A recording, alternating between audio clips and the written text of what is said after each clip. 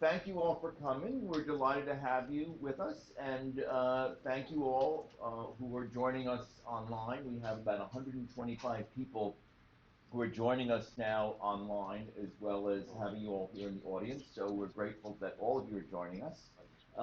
As a reminder, before I introduce this evening's speaker, we have Darren Walker, who's president of the Ford Foundation, speaking on January 24th, and that'll also be live streamed. It'll be in New York, but you all, wherever you are welcome to join us and ask questions, etc. And then we have Chelsea Clinton speaking in February 24th. 28th. Too many events in my head.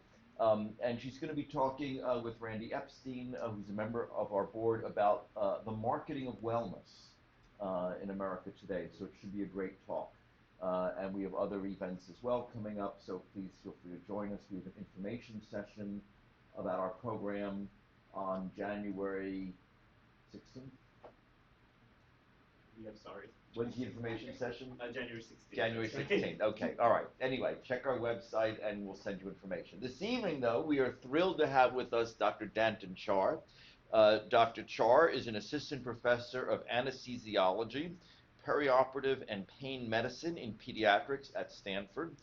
He's written about a wide variety of topics. He has written over 30 peer-reviewed publications on many topics in anesthesia, but also on ethical issues around decision-making by physicians about use of certain drugs, also about genetics, an area that he's now studying with an NIH-funded grant, and last but not least, AI health and ethics. And he and David Magnus and another author wrote a very important paper in the New England Journal of Medicine just a few months ago about this topic that I think is extremely important, increasingly important to many of us who work in healthcare.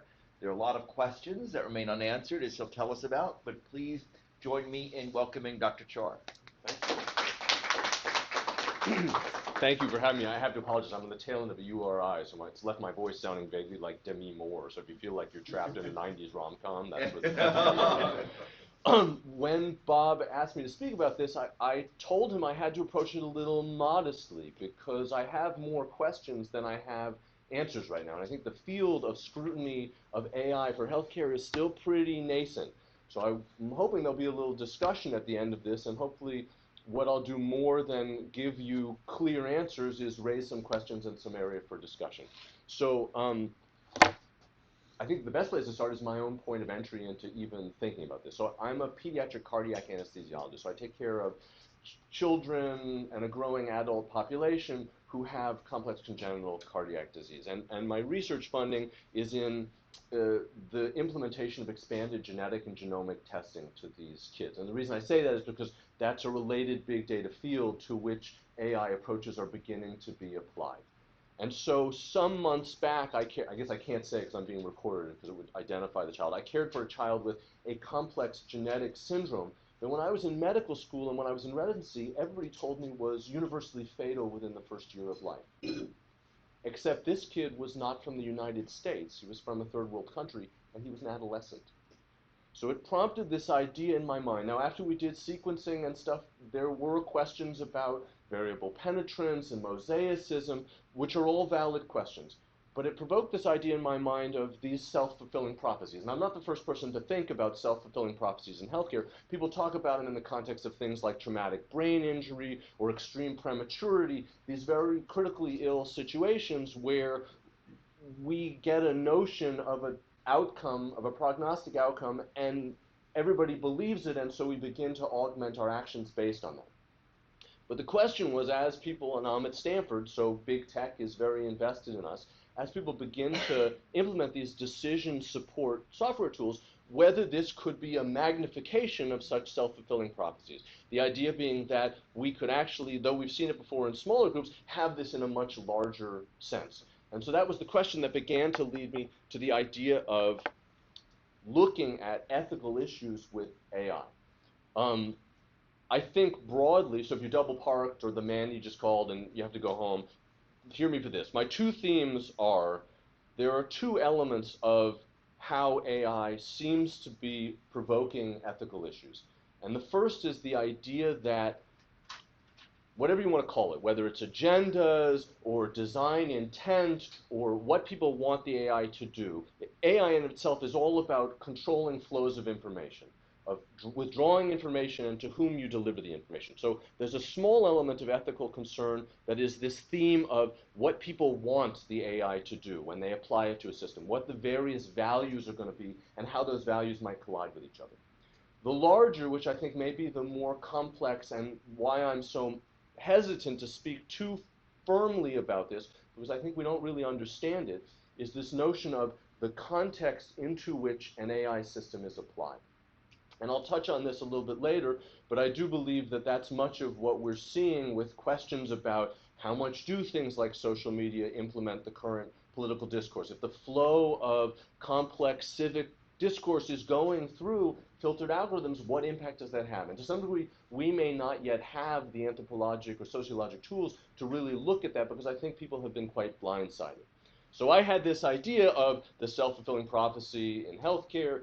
Might it be an ethical issue? This is about 2 years ago. I kicked it around to David Magnus, a mentor of mine, and everybody said, wow, you know, that's kind of interesting. It's neat. Maybe it'll go somewhere. Maybe it won't. And then close upon each other, we had the Volkswagen emissions scandal, the Uber Greyball, and then Cambridge Analytica. And all of a sudden, I think there was a growing consciousness among everybody of, wait a minute, I think that we collectively may have underestimated some of the ethical concerns that could arise. Now, it leads to a couple problems. So let me talk about those two themes I mentioned within the context of healthcare. This is an outstanding paper by a couple of orthopedic surgeons that came out late last year. And what I want to point out for this image is just within the past 10 years, the very large growth of non-physician, non-clinical workers comprising the healthcare workforce. So people who are taking care of administrative roles that are supporting healthcare. What a large percentage of the overall healthcare workforce that has become. I also want to supplement that with this idea of the growing amount that such people are paid relative to clinicians and to nurses who are delivering clinical care. I don't want to make this about cost imbalances or profit stuff, but I do want to use this as a point out to say that the values, so there's a growing workforce of people who are spectacularly well compensated who are making medical and healthcare related decisions. I don't know that the values of such people would be exactly in line with the values of what clinicians or patients would want out of AI systems to be deployed. I don't know that they wouldn't, but I think that everybody would agree that healthcare has for a long time existed in this tension between a goal to maximize profit and a goal to maximize healthcare, and they don't always run in parallel. The second thing I would talk about in a larger sense is this change in culture of healthcare over just the time that I've been at. And this is data from a recent New England Journal article looking at residency training work hours and the impact, and showing how much worse people who don't have restricted hours are, how much unhappier they are, the burnout rate, all that move through this table. Similarly, we've seen that reflected in more recent fields emerging. Emergency medicine is largely a shift-based field, and they actually are now trying to time their shifts to circadian rhythms. My own field, anesthesia, is very marked by shift-based work, or at least call-based work. And I anecdotally, though I couldn't find any papers on this, have seen many of my surgical colleagues, certainly at the two institutions that I've been part of, both the pediatric surgeons and the transplant surgeons, have now moved to almost anesthesia-identical shift-based models. I don't know how broad that is, but that is an emerging thing. We also have the rise of the EMR, this is a recent New England Catalyst lecture looking at just how much time people are having to spend on these epic systems. Again, I'm not placing a value judgment of that, but I am saying we've had this change in culture wherein medicine is a little vulnerable for the implementation of algorithmic systems, and a little fractured, which is to say if you have people who are shift-based work, who are looking to the electronic record, I think that there's a possibility that algorithms that begin to become the collective medical mind, that hold the information, that sort the information, that deliver the information, may take on an authority that nobody really intended them to have.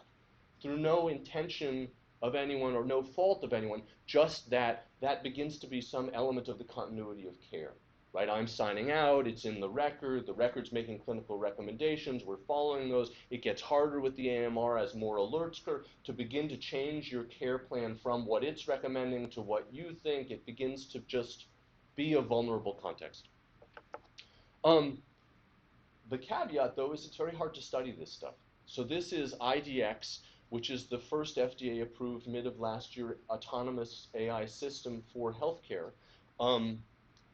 That's the first one we've had access to for scrutiny, other than a couple ones happening at Stanford, which I'll talk about later. So this is the idea that you can have someone with sort of AA level medical training, a patient comes to a primary care clinic, they're placed on the machine, it does a retinal screen to look for signs of diabetic retinopathy and then makes recommendations about whether people need more follow-up to be screened to prevent blindness. It's a very nice idea. Michael Abramoff has been working on it, but I want to come back to it because it also raises questions about it, but it also raises concerns about just our ability to view what's happening with AI. Kathy O'Neill, who's a mathematician, I think affiliated with Columbia at some time, and I'll get back to her a little bit, has raised a few questions as to why she thinks it is that these systems are not part of academic scrutiny. Some of it is the objectivity of data, and I've seen that myself, and I will touch on that in just a moment. Some of it is just that, again, we don't really have the multidisciplinary tools really to study the kind of macro perspective of a vulnerable social context into which such systems would be introduced and what ripples could come from that. And then third is, which is quite real, just the financial incentives, the disparity between academic salary and private salary, particularly for tech-based work right now. So when we do see it, it's in the context of these kind of catastrophic failures. And this is more of a big data failure than an AI failure, but this is Google's DeepMind partnership with the Royal Free Hospital in the United Kingdom, where they just sort of signed over and appropriated all the data without actually asking anything. So that was a scandal there, and then it's this notion of, oh my God, wait, we should have paid attention to that. Maybe there were ethical issues that needed to be addressed. And I think everybody now feels that way, but again, it's in hindsight after it has occurred. So this is Kathy O'Neill's book, Weapons of Math Destruction, which is a good read, but again, much of what I'm going to say has to be extrapolated from failures of artificial intelligence within non-clinical context and trying to conjecture how things might become problematic within the clinical context. So a big one that's come up is this notion of bias in the training data. And I think that people who are familiar with AI know this now. This has kind of become the off-cited ProPublica article. Many people are nodding their heads. Many people have seen it. This is the idea that the COMPAS program, which was a judicial aid to predict prisoner recidivism, because it was trained on data that, some of that's conjecture because the company hasn't publicly disclosed the data, to my knowledge, that they trained on, but because it was trained on data that had racial bias inherent to it, the sentencing and recidivism sentencing recommendations it made were racially biased. Similar biases are possible in healthcare. I'll touch on that slide in a second. But also interesting is that disparity between many of my tech colleagues and clinician colleagues' views about the purity of data. So a recent conference I was at, a colloquium organized by Steve Goodman, we met with many epidemiologists, but also programmers. And something that was very interesting to me in the conversation that came out is, so this is the kind of slide that many first-year medical students see, this idea of like how public health has helped America. X number of people died of cancer in 1900, and some people are dying of cancer in 2000. And it doesn't take very long into that lecture before most medical students start going, how do I know that what they said was cancer in 1900 is what I would call cancer now? That question was actually very novel to many of my tech colleagues. Not because they're not intelligent people, but just the notion of the vulnerability of all the data and how messy the data could lead to problems within healthcare, and it was something that was not considered. And you can imagine that trying to clean data like this would be profoundly difficult. To try and go back and get slides from 1900 to try and revalidate cancer diagnosis, or even to make conjectures about how much TB was actually misdiagnosed, or how much of our TB is misdiagnosed, because maybe they were better at diagnosing TB in 1900 than we are now. Certainly things like syphilis, they probably knew better than we do. Okay, so this is some healthcare concern. This is from the Framingham study. This is Gitchbert's paper demonstrating that, in fact, when you apply, since Framingham is largely a Caucasian-based population, that when you apply it to other ethnicities, it overestimates and it underestimates the risk based on the risk factors that they have. So you could see how potential biases might actually bear out using predictive analytics within our current data because of biases that are within the data.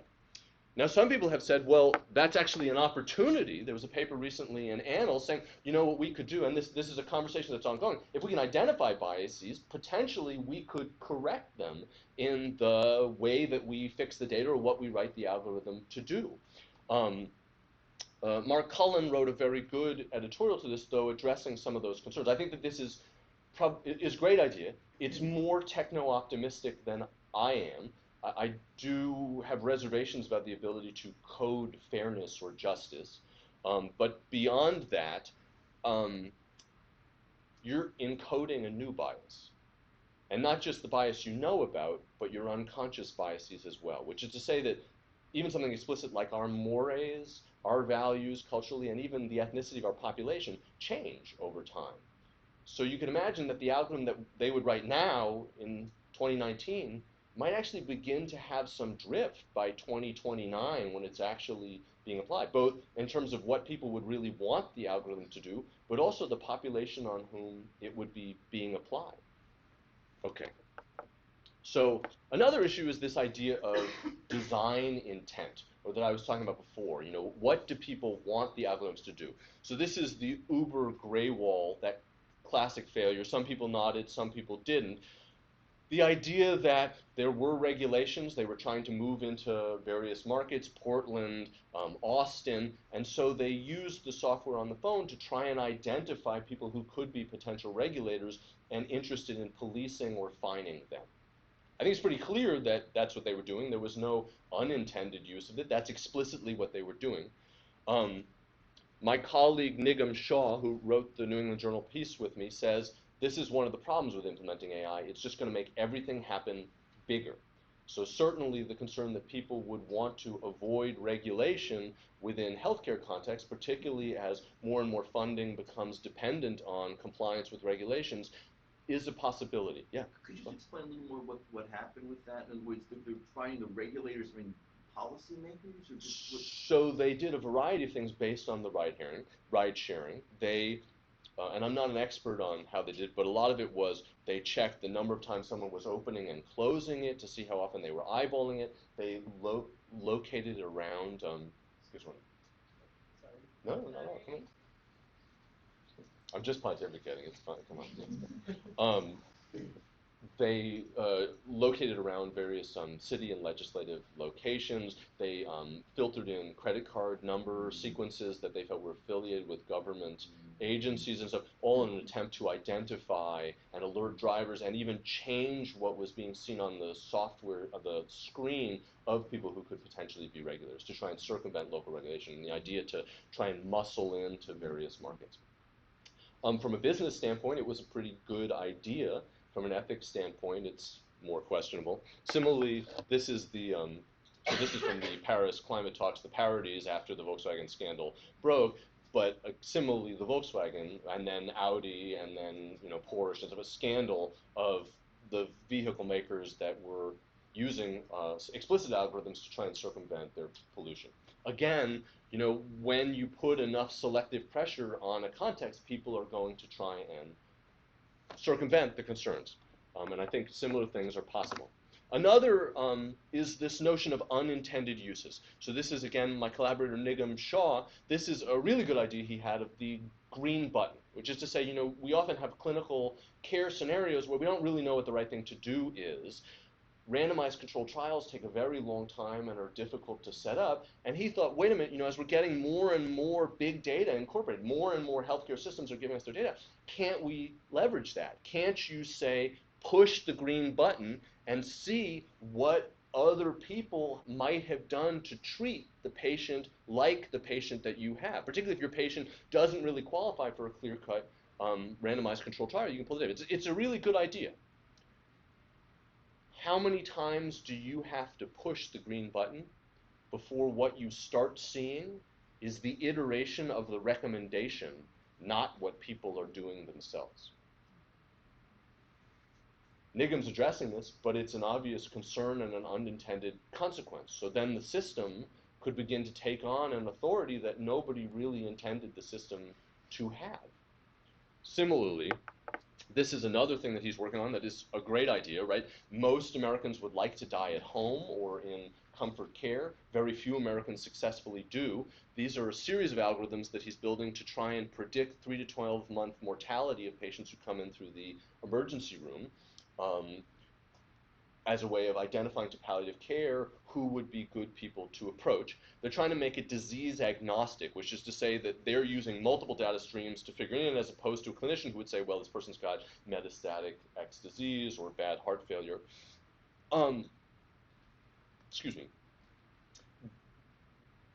You could see how, and it's most on FAST, predicting the most morbid patients could also be a way to cut hospital costs.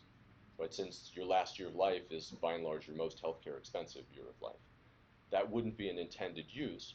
There are also other vulnerabilities, like what's this going to do for the workflow for palliative care, since a big part of their ability to deliver care is the compassionate bedside care as they get more busy, whether they can continue to do that. Also, what it's going to do for the various teams, what that will do for oncologist-patient relationships. I honestly don't know if the algorithm is beginning to predict. Similarly, you could imagine scenarios where predicting mortality, though accurate, could be rather cruel, like patients who are at high risk for non-accidental trauma or overdose or any of a number of vulnerabilities for lower socioeconomic status, where referral to palliative care would not be the approach that we would most seek.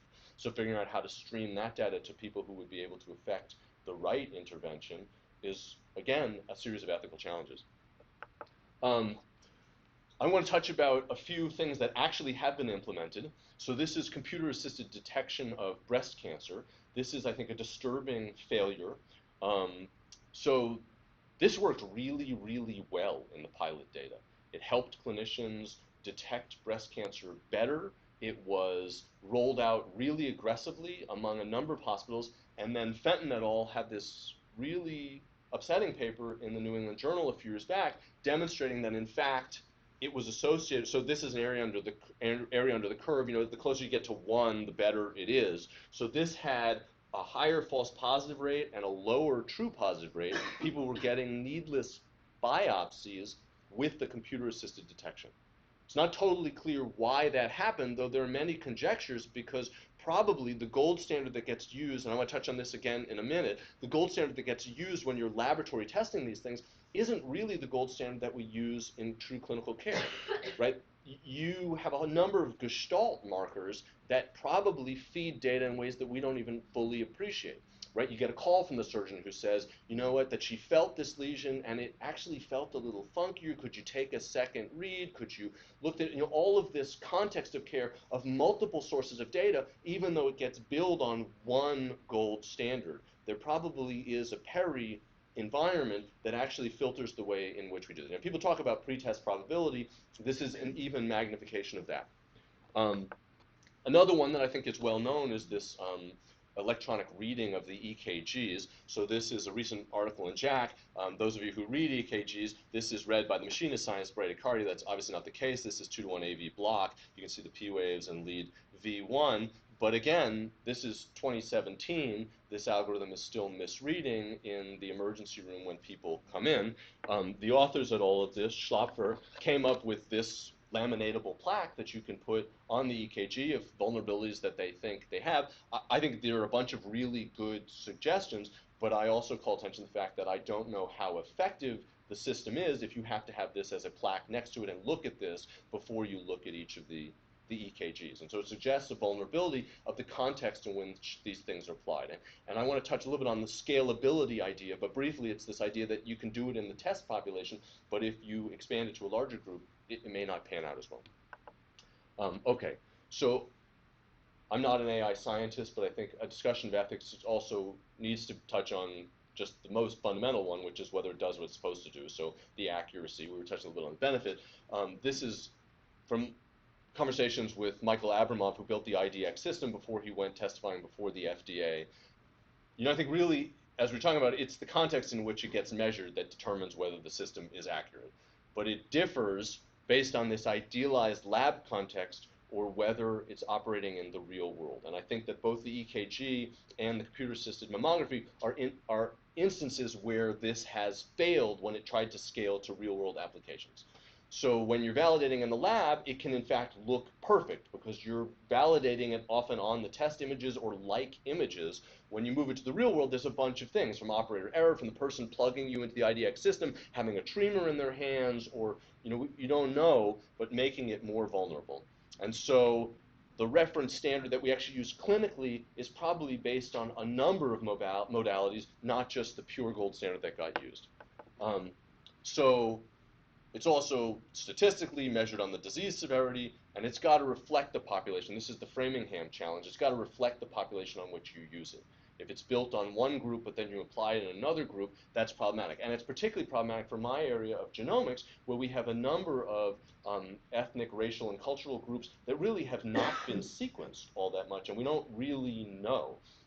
Even within the breast cancer thing, many of the BRCA data and stuff come from a particular subpopulation, and so then what variants mean within other ethnic groups is difficult, and what they even mean within de novo families who don't have it, again, becomes challenging.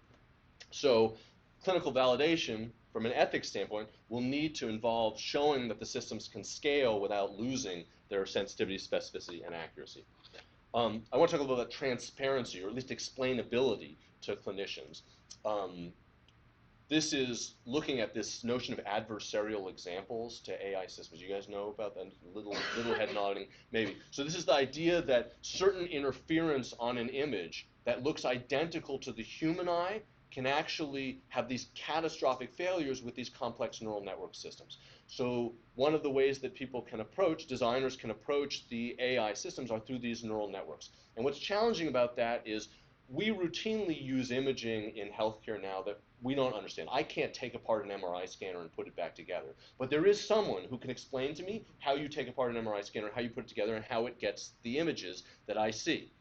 That's not the case with all the complex neural networks. Many of the system designers don't even understand how the system is delivering the output that it's doing. That vulnerability is concerning, and it needs to be explainable to clinicians, because here you have the misclassification of what's obviously to us a panda being misclassified as a gibbon. There's some interesting work, just as a slight detour, of people actually attacking these visual systems. So this is confounding self-driving cars with adversarial road signs. So the car misreads the Kentucky Fried Chicken logo as a stop sign, or views the just yellow sign as a speed limit sign, or views the speed limit as actually changed and accelerates. It's not clear that, I suppose people could do whatever they want to do, that is a huge vulnerability for healthcare, but certainly the retinal images are vulnerable to adversarial challenges, as Michael's group already showed. Even through potential noise within the data, it could get misclassified. And so that's something that has to be worked out, and a reason to not use the neural networks that are not then explainable to the clinician operators and to the patients who would be getting the data out of it. So can I just question? Yeah. So they're adding some smudgy stuff in the background on these is what's making it. Yeah. So right. what to us would be noise. Smudgy stuff doesn't change how we would perceive the image, Right. but based on how the network perceived the image, or how the AI system perceived the image, changes how it interprets the image. Presumably, though, they could improve the AI system to read it better, right? If you could understand how it was interpreting the image. So yes, you could, but you would need to know that this was a vulnerability and that it happened. And what I don't know, which is a great question that I think you're asking as well, is how many iterations of this could exist? Like, can you protect against all of them, or is it just any type of random noise has the potential to do this? That's what Michael's stuff about the retina stuff seems to suggest, is that this type of noise that you're going to encounter could potentially have this impact. So some ethics issues. This is Mark Siegler's paper from the 80s about confidentiality, where he said confidentiality was dead. So what does all this mean for ethics within healthcare? At its heart, right, the clinician-patient relationship is this fiduciary compact, this physician caring for a patient idea. But we've had this migration of the system to a more complicated system-based healthcare with the electronic record, with potentially machine learning systems involved. So then the question becomes, well, like for the confidentiality thing, ethics needs to change a little bit. Not only can I not guarantee confidentiality, but potentially if there are benefits to be accrued for my patient of being included in the AI risk modification scoring, I could potentially be harming a patient by trying to keep confidence for another way. Similarly, I think there's a valuable question to be asked about what agency such AI systems and the designers of such AI systems have. Are they part of the fiduciary compact between the physician and patient? How much, I mean, we talk about this in terms of drug shortages or rationing things. How much am I culpable for the fact that my hospital no longer stocks a drug that might have performed better? If my hospital is using this system and I show up for my shift and a patient has been referred into a certain care environment, how culpable am I? How culpable is the system? What's my role relating to the system, and what's the role of these various decision support tools, or not even decision support tools, but information filtering systems that, since we all know that what information you get can influence what decision you make, what fiduciary role they might have. I think a valid question is, what agency and responsibilities should these designers have? If a company is claiming autonomous machine learning for its intended use, including the specific conditions of its deployment, should they be accountable? I think, yeah. I think if you're going to call it autonomous AI, then it needs to be autonomous. Otherwise, it's like, let's call risk management I or codependent I, but it's not AI. And then what impact is this going to have on machine learning, on the overall clinical workflow? I don't know that we know yet how it's going to change. Like, certainly other industries have been kind of radically disrupted. I don't know that healthcare is going to be so radically disrupted, but certainly there will be changes, and what that will do, what impact that has on patient care, I don't know that we know, and probably warrants some measured consideration. Some people have said, well, if it works best on engineered systems, why are we pushing so hard to replace clinicians? Why not just do it on engineered systems? Like, wouldn't it be really good at figuring out how many scalpels you should have in OR7, or which floor needs the most gloves, or what shifts people should work, or plotting? The answer is maybe. This is the Starbucks example. Starbucks switched over to autonomous scheduling systems a couple years ago, an algorithm trying to maximize. Well, you can imagine. So Kathy O'Neill talks about this idea of you can imagine, your family runs a store, a dry cleaning business, something like that, and you notice that nobody shows up on Tuesdays and your paid assistant is sitting there checking their texts, but on Saturday morning when they have it off, you're crazy busy and you can't keep up.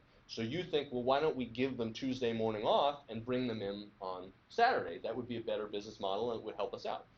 This software does that, but much more complicated. It factors in things like, well, if it's going to be a rainy day, we're going to have more people coming into Starbucks. If the ultimate Frisbee championship is down the block, we're going to have a lot more people coming to Starbucks. And so they began to began to short notice schedule people's shifts. And it had this profoundly deleterious effect on its workforce, many of whom were trying to pay their way through school, and then found not only could they not do their schoolwork anymore, but they couldn't even figure out childcare because on such short notice they were having to do these clopenings. The idea that the person who closes is actually the best, you save more money if that's the person who then reopens because they know where everything is, they know what happened to the till, you save this additional time, and it became this very difficult, devastating to many people's lives thing. And once it was called out by the Times, Starbucks said, okay, we're going to fix it, we'll change the algorithm.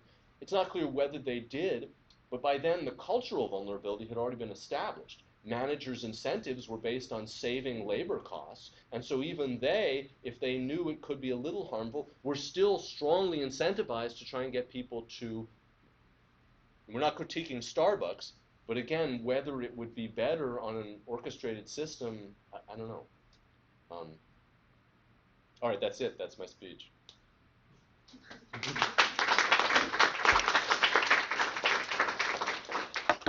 So the floor is open for questions. Yeah. Wow. Thank you. The standard of care in medicine is established by the shared collective experiences of clinicians through peer-reviewed publication, so that everyone knows what individual clinicians are accomplishing, what complications occur, what benefits occur, and there's a shared sense of responsibility for what the standard of care should be going forward.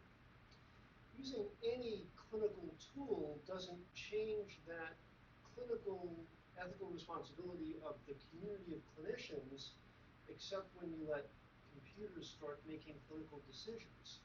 So I'm a lawyer, a malpractice defense lawyer earlier in my career. Um, so I have to ask you as a doctor, why would you let computers take away from you your prerogative of deciding what the standard of care should be? Well, that's a great question. And I don't know that I can give you a short answer within the context here. I have two answers that I would give right off the bat. The first is I have painted a bleaker picture of AI because this has been about ethical challenges with AI.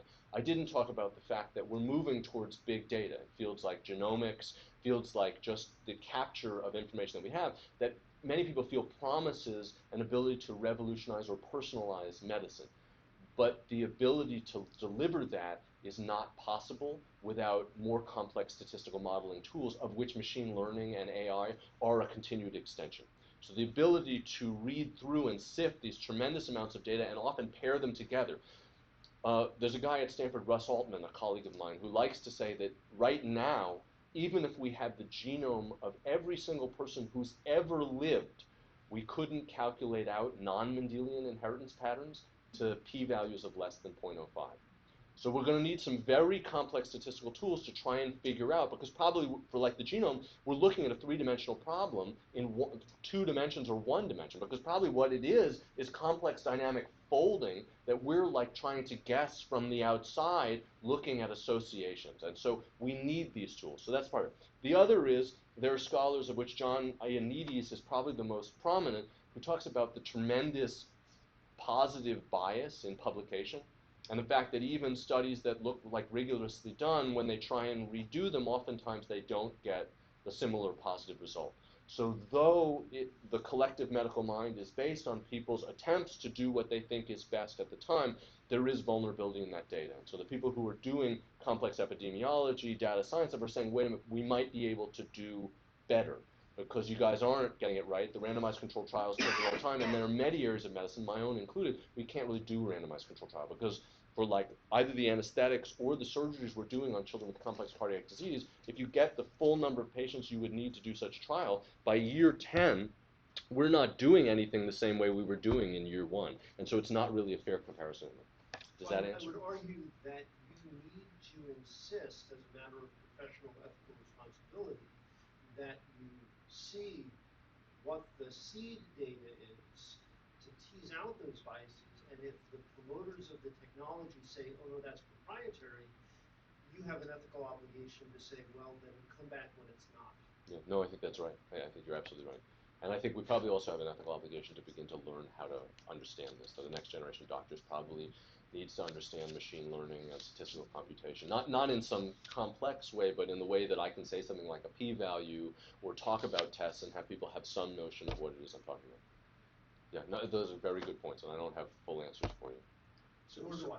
Oh, yes, go ahead.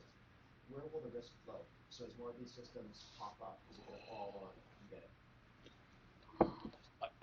So this is pure conjecture. So I'm standing here for pure conjecture. I think we all agree that the way data has flown in the civic discourse in our country is challenged by these algorithms. I think the risks are going to flow similarly within healthcare. I share his concern, though, that if it's not transparent, people aren't going to know.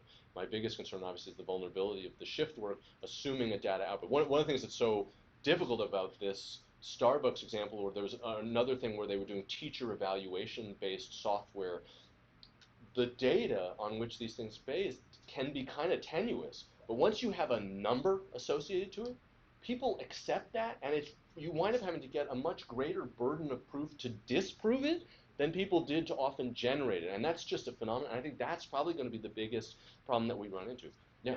I think relatedly, I mean, a lot of this data or these algorithms are based on quantitative data, right? Numbers and things. And so how does it account for, how can we even account for some of the qualitative stuff that comes with it? Oh, Abraham Verghese, the author who's written a number of things, is doing some work on this too, and he says that his biggest concern about, well, I'm speaking for him, but one of his big concerns about the electronic medical record is this notion of the propagation of lying. exactly what you're saying, is that we are routinely, on a daily basis, saying things that we know are not true because we can't say things that are true because of the way it has forced us to filter the information. And that's totally fine. And then when you go back and you try and sort it, I had a paper a few years ago looking at using volatile anesthetics to break profound bronchospasm from asthma in kids, and we used all of the children's hospitals that submitted to this collective database, and very few of them had actually logged use of albuterol, which is standard of care. And the editor of the journal was all in a tizzy about all these people who aren't doing standard care, but I actually don't think that's the case. I think it probably just didn't get logged, or it got given in the emergency room, which didn't link its billing, or people gave it at home. It's exactly what you're saying, is how do you tease out these data artifacts? Other. So where should all this go? Where do you think AI should go at this point in medicine? Where do you think it is going? I don't think that anybody who's in Silicon Valley is going to like my answer. I think that academics, for good or for bad, has a responsibility to not fall into the current trap of very quick answers, and I think that we need to give a measured consideration. And I think, unfortunately, a measured consideration takes time. I think we have to see, as these things deploy, we have to look at the potential, but just from the ethics alone, we really have to do some sociologic, anthropologic work to see, okay, what's coming up? What are the challenges people are having? How are they addressing them? How we get around them? What magnitude of effect is it having on patient care, on clinicians? You know, I think many people would critique the EHR as having gotten rolled out too aggressively, too quickly, without anybody really thinking about the fact that it's driving many people who would love to be fantastic doctors to go work for Goldman instead. And I think that that's a problem. And I would hope that this isn't a similar problem. I think what happens is that as physicians, we're so worked up and just going around in circles that many don't think outside the box. So there's so many problems that could be solved, but nobody takes the time to look into it and decipher the little problems that a technologist and an engineer can determine. That's why it's always advisable to have an engineer like round with us so they can determine what's missing, how we can do it better. Do you have that, or do you have an engineer around with you? No, I mean, I think that's something that would help. And NIGM, my collaborator, is building a console service in that regard. Like an architect should work with the physician Right, because they understand what a physician needs in the hospital. So an engineer should also work along with the physician so they know what they need. Yeah. So that is a great point, and they are at Stanford. NIGM Char is trying to build this console Right. IT thing that you can actually call someone to help you work through your data problem. Not like my password is not working, but in terms of like getting the right data. That too. Yeah. With so many of our students in the room, I'm curious what you would see as the horizon that they should be looking at in terms of career opportunities, or more so like problems that really need like the next generation of thought and energy around it. Where would you encourage them to think about exploring as they look at careers in this field? Careers within ethics or careers within medicine? Well, I was thinking inside of bioethics, like, okay. like the intersection of the two, which many of the students in the room are pursuing. Well, certainly I think that the number of people within ethics who have specialty knowledge of the disciplines that they're often called upon to make ethical pronouncements about is few and far between. So yesterday I was involved in a conversation of the number of bioethicists who also have genetics or genomics knowledge to actually be involved. Now, many ethical issues can be solved by casuistry, but many also do require some nuanced understanding of the situation into which the problem is being applied. So I think that getting some knowledge of these areas, of big data, of machine learning, of genomics, is going to be helpful for the ethical problems that are starting to emerge. And probably are going to emerge for other areas that I don't know about yet, like things that have to do with staffing or anthropologic considerations that just are outside of my knowledge area. So that would be my chief advice. I think also, just to keep a perspective, I think unfortunately these are cynical times, and so we all have to be a little bit more cynical when we talk about it. I think an unintended or possibly intended consequence of the EHR is it really has stratified a hierarchy of who is making the decisions within care by making clinicians into employees. And I don't know how intended that was, but it certainly has benefited many. So. Well, from a career perspective, the EHR was actually constructed not because physicians. The chief information officer and the chief medical officer would fight out who should define what the EHR screen looked like and what screens it linked to, and that gave birth to the career of the chief medical information officer.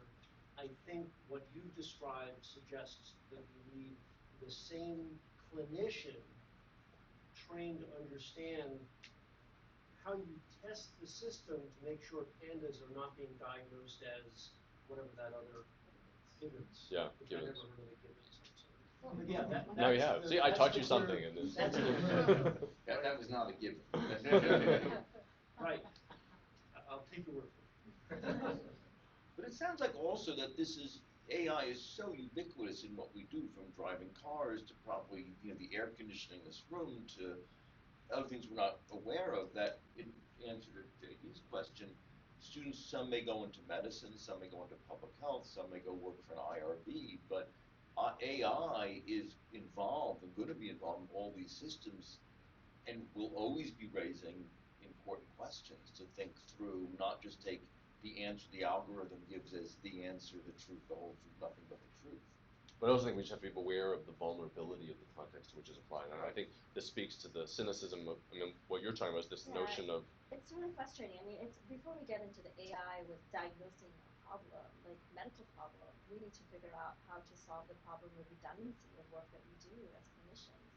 The amount of, like, when you put in an order, I was just thinking about the concept of AI, how many times I put in the order. And the way I figured that out is I started doing dragging dictation. And then I kept repeating the same thing over and over again 5 times. And my patient was sitting there, they're like, oh, you have to say it so many times. I was like, yeah, I know, I didn't realize it until I started dictating because, like, I was typing it all up. And so it's just redundancy, these little things that we take for granted that need to be tuned up to even before we come to this. And I think we also have to have the macro perspective as well, which is like again, it's not from healthcare, but like the cynical take on the self-driving car thing. Yeah. Right? Like the truth is, it's going to be very hard to prove that they're safer because frankly, there are so few automotive accidents. But what it does do is provide 2 to 3 more hours a day that people can use online product. And I think we just have to make sure within healthcare that we don't expose ourselves to similar profit mongering from external forces. It's a long process. Samir, was someone online Yeah, asking so this? there's actually a question online from Mike. He's Mike. says, I would be curious about how many of the false positives go on to develop cancer over time. I think Oh, so this is the computer-assisted breast cancer. You mean independent of having been tested? The false positives, independent of having tested? I don't know. I don't have access to the long-term data from that study. I don't know also, maybe if your question is, I don't know how many people who wind up getting biopsied then wind up having other cancers or at increased risk for cancer. I don't know the answers to those questions. It's a good question. Yeah.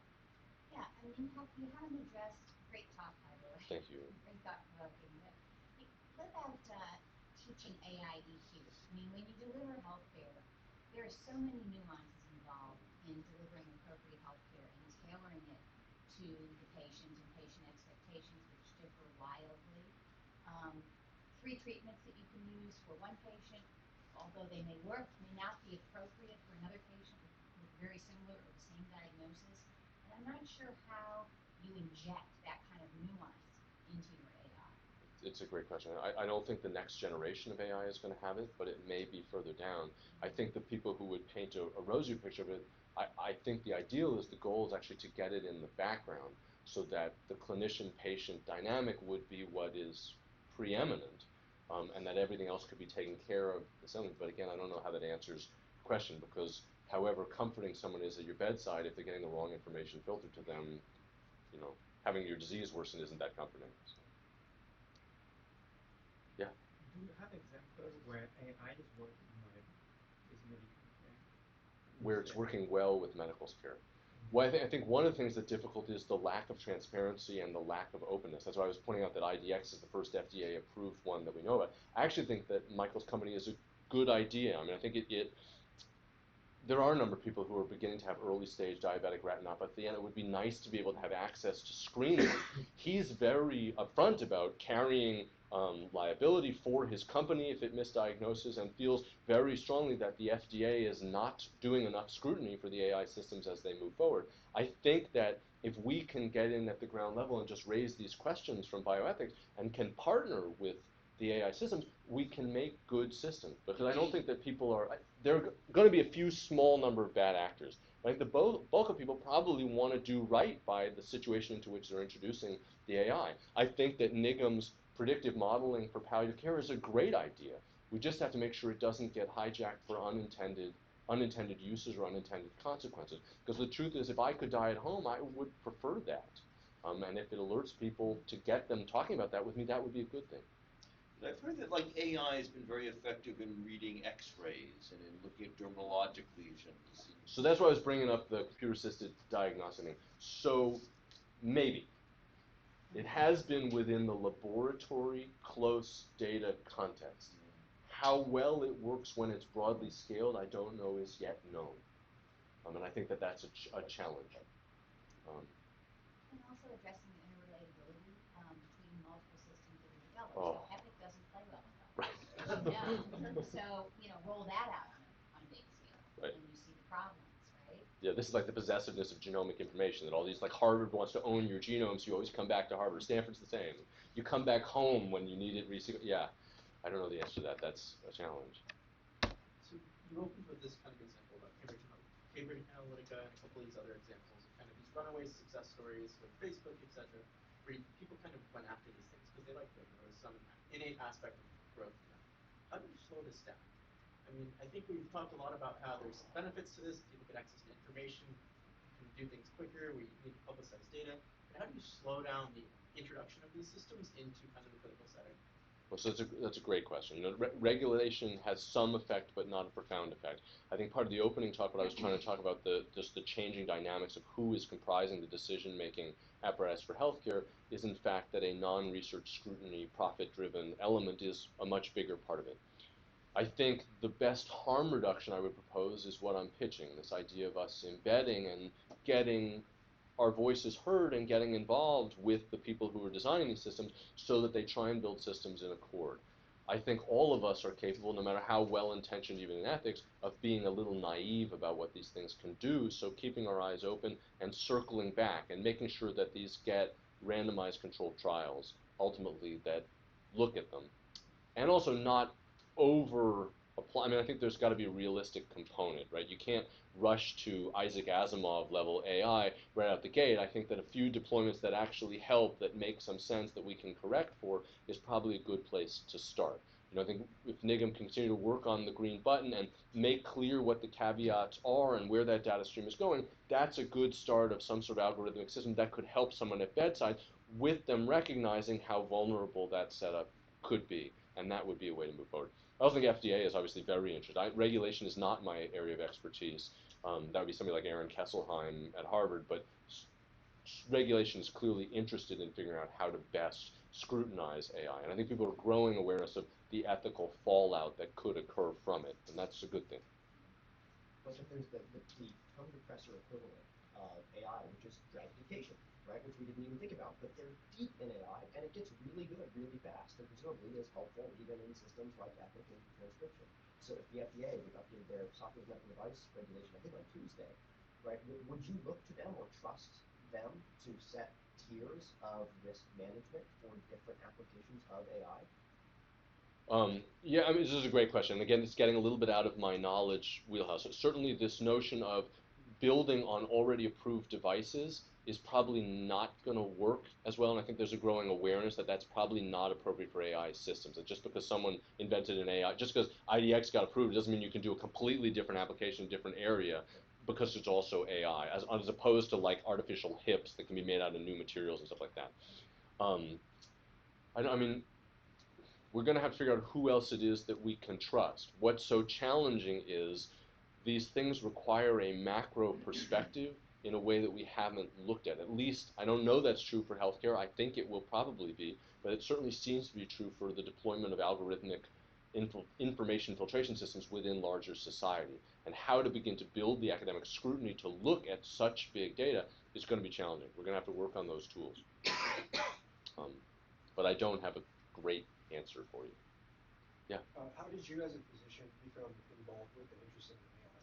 So that was the notion of the so it's my involvement in genomics and the big data from that, and an idea of that there could be self-fulfilling prophecies stemming from what we know of genomic information, and then if there was decision support, that being part of it. So that was the point of entry for me. But I don't profess to be a... When you talk about scrutiny software, at the hospital where I worked, we're now looking at census data and certain variables to improve overall survival. In anesthesia, do you think that is something that there could be a similar surveillance scrutiny system in the operating room?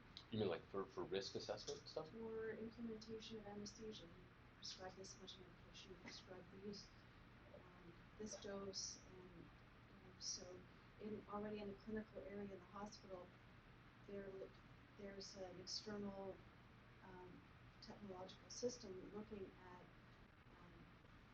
actual temperature, pulse, vital signs, and their prediction to the ICU and progression to sepsis. So do you see that happening in the operating room? Yeah, I think it's quite likely that people would begin to link risk score assessments to vital sign monitoring, particularly for like remote ICUs and stuff like that, where an AI system might make small changes. Certainly, steady state infusion pumps, people are already working on things like propofol, where it could potentially sense the blood level and titrate up or down the amount that's being infused to try and keep someone at a steady state for like an endoscopy. I think what makes that so difficult is what has made many of the acute care fields Six Sigma safety is the ability of a clinician to intervene when the thing derails. And the more remote you get from that, you lose that ability. And then there's also the added element of you lose the skill set in the people who are supposed to intervene when you remove them too far from it. And I think that's... It brings back that movie, Sandra Bullock, where infusions I don't get for out much, I'm an insulin academic. so treating patients with the computers running away becomes a little bit of a possibility. Yeah, I mean, certainly a great fear is ceding over to AI.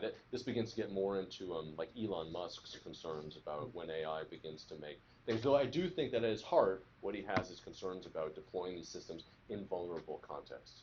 I mean, I think to some degree that may be what you're talking about too, is if we begin to deploy it in these situations that aren't quite ready to receive it, whether we would have problems doing that. And I think that is true. As a reminder, people online watching us, feel free to ask questions. If there's a few more questions, we have a few more minutes. It's going to start to get Socratic. I'm going to start answering questions with questions. In clinical labs, we rely on the accuracy of an H&H because periodically a blood sample gets sent to a reference lab. So you validate the validity of the testing methodology. Can you imagine a reference lab approach to AI clinical systems? Would that meet a standard of care concern? You mean whether the system would be able to process the samples autonomously? No, where a standalone or a competitive system would process the same decision tree to determine whether it's coming up with a clinically valid result, or conversely have the same data for a given patient submitted to two different systems to verify that they're coming up with the same clinical outcome. But potentially, I may not be understanding the way of testing the outcome. It goes back to your panda example. If these systems are black boxes, and for whatever reasons, competitive reasons, regulatory I see what you're saying. Could you submit it to two separate systems and see if they correlated into it? Yeah, potentially. I think they're having that problem in genomics.